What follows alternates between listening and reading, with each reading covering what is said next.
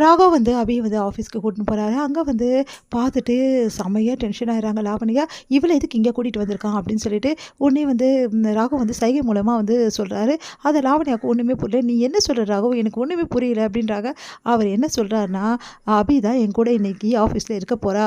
அவ தான் வந்து எல்லா எனக்கு தேவையான ஒர்க் எல்லாமே பண்ண போறா. எனக்கு பதிலா" அப்படின்னு சொல்லிட்டு சொல்றாரு. அப்படின்னோனே அப்படியே பார்த்துட்டே இருக்கான் லாவண்யா. "ஏன் உனக்கு பிரச்சனையா இருந்தா நான் இருக்கேன்ல, நான் பார்த்துக்க மாட்டேனா? எதுக்கு இவள கூட்டிட்டு வந்த?" அப்படின்னு சொல்லி டென்ஷன் ஆகுறாரு. "இப்ப என்ன உனக்கு பிரச்சனை?" அப்படின்றாரு. அப்படின்னோனே அப்படியே பார்த்து டென்ஷன் ஆயிடுறாங்க லாவண்யா. இவ எப்படி இந்த ப்ராஜெக்ட்ட ஓகே பண்றா? நானும் பார்க்குறேன் அப்படின்னு சொல்லிட்டு லாவண்யா பார்த்துட்டு இருக்காங்க. உடனே அபி வந்து கிட்ட வந்து லாவண்யா வந்து சொல்றாங்க, "இங்க பாரு இந்த டிசைன்ஸ் எல்லாமே படிச்சுட்டல்ல?" அப்படின்னோன, "எல்லாம் படிச்சுட்டேன்" அப்படின்றாங்க. இது எல்லாத்தையுமே வந்து இப்ப வந்து சப்மிட் பண்ணணும். அதுவும் அழகா இங்கிலீஷ்ல சப்மிட் பண்ணணும். உனக்கு இங்கிலீஷ் தெரிய வாய்ப்பில்ல. தமிழ் தானே தெரியும்" அப்படின்னோன, இப்ப என்ன சொல்ல வரீங்க?" அப்படின்னு கேட்குறாங்க. "இல்ல இங்கிலீஷ்ல பிரசன்ட் பண்ணணும். அதுக்காக இத எப்படி வந்து பேசணும்னு சொல்லிட்டு இங்கிலீஷ்ல நான் வந்து டைப் பண்ணி வச்சிருக்கேன்.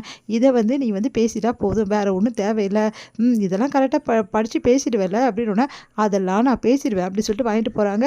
எங்க கிளையண்ட்ஸ் எல்லாருமே வந்துடுறாங்க. அப்போ வந்து ரெடியா?" அப்படின்னு சொல்லிட்டு கேட்குறாரு அபிய. உடனே அபியும் ரெடி அப்படின்னு சொல்லிட்டு இங்கிலீஷ்ல வந்து அது பேசுனது எல்லாமே வந்து எழுதுனது எல்லாமே வந்து தப்பு தப்பா பேசுறாங்க. அத பார்த்துட்டு நம்ம வந்து கான்செப்ட்டே வேற. நீங்க வேற ஏதோ கான்செப்ட் பேசுறீங்களே அப்படின்னோனே யோசிக்கிறாங்க. ஓ! இவ குடுத்தால, இவ ஏதோ ஏடாகூடம் பண்ணியிருக்கா அப்படின்னு சொல்லிட்டு புரிஞ்சுக்கிறாங்க லாவண்யா பத்தி அபி. உடனே அபி என்ன பண்றாங்க, அங்க இருக்க அந்த பேப்பர எடுத்து வச்சுடுறாங்க. எடுத்து வச்சுட்டு வந்து, சார் நான் தமிழ்லயே பேசலாமா?" அப்படின்னு சொல்லிட்டு கேட்குறாங்க. பேசலாங்க. இதுல என்ன இருக்கு? தமிழ்லயே பேசுங்க. உங்களுக்கு தெரிஞ்ச மொழி பேச தப்பே கிடையாது. எங்களுக்கு எல்லாருக்குமே வந்து பிரச்சனை இல்ல." அப்படின்ற மாரி சொல்றாங்க.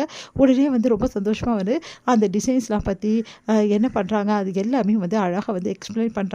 டிசைன் பத்தி சூப்பரா எல்லாருமே கை தட்டுறாங்க. "ரொம்ப சூப்பரா எக்ஸ்ப்ளனேஷன் குடுத்துருக்கீங்க. உண்மையிலே இந்த வந்து ப்ராஜெக்ட் எங்களுக்கு ரொம்ப புடிச்சிருக்கு. இந்த ஆர்டர் நாங்க உங்களுக்கே குடுத்துடுறோம்" அப்படின்னு சொல்லிட்டு சொல்லிடுறாங்க. அத கேட்டு ராகவ் ரொம்ப சந்தோஷப்படுறாரு. "சூப்பரா பிரசன்டேஷன் பண்ண" அப்படின்னு சொல்லிட்டு ஆக்ஷன் மூலமா காட்டுறாரு. தேங்க்ஸ் சொல்றாங்க நம்ம அபி. அடுத்து வந்து அபி வந்து பார்த்து லாவண்யா முறைக்கிறாங்க. லாவண்யா வந்து செம்ம டென்ஷன். "என்ன உன்னோட பிளான் எதுவும் ஒர்க் அவுட் ஆகல போட்டுருக்கு. நான் என்ன பண்ணேன்? எனக்கு தெரியாதுன்னு நெனச்சியா? நீ தானே எனக்கு தப்பு தப்பா எழுதி வேற ஒரு கான்செப்ட்ட குடுத்த படிக்கிறதுக்கு. அப்புறம் அத நான் படிச்சு எல்லார்கிட்டயும் திட்டு வாங்கணும். ராகவும் என்ன திட்டணும். எங்களுக்குள்ள பிரச்சனை வரும். அதுதானே உன்னோட நோக்கம்.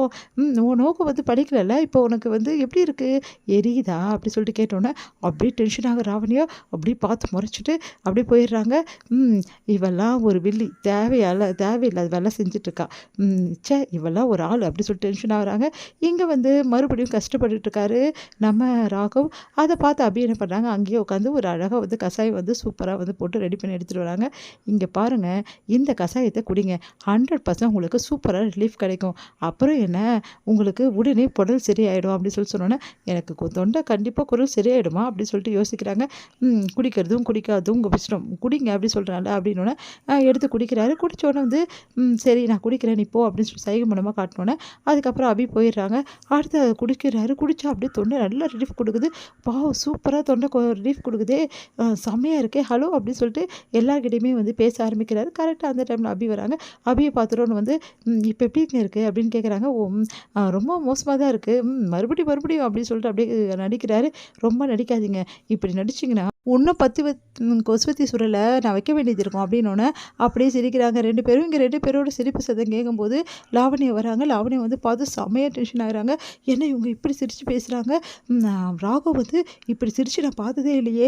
அபிகிட்ட இப்படி சிரிச்சு பேசுறா, இப்படி மாறிட்டாளா ராகவ்? அந்த அளவு மாத்திட்டாளா இவ? அப்படின்னு சொல்லிட்டு செம்மையா டென்ஷன் ஆகி போயிட்டு வந்து சேர்ல போய் உட்கார்றாங்க. அப்போ வந்து அபி வந்து எல்லார் முன்னாடியும் வந்து ராகவ் வந்து பாராட்டுறாரு. உண்மையிலேயே இந்த ப்ராஜெக்ட் கிடைச்சதுக்கு அபி தான் காரணம் அப்படின்னு சொல்லிட்டு எல்லார் முன்னாடியும் சொல்றாரு. இதெல்லாம் கேட்க கேட்க வயிறா எரியுது. லாவண்யா செமையா டென்ஷன் ஆயிடுறாங்க. ஒரே ஒரு சின்ன விஷயம் பண்ணிட்டா, அதுக்கு போய் எல்லார் முன்னாடி இப்படி பாராட்டுறான் அப்படின்னு சொல்லிட்டு செம கடுப்பாறாங்க.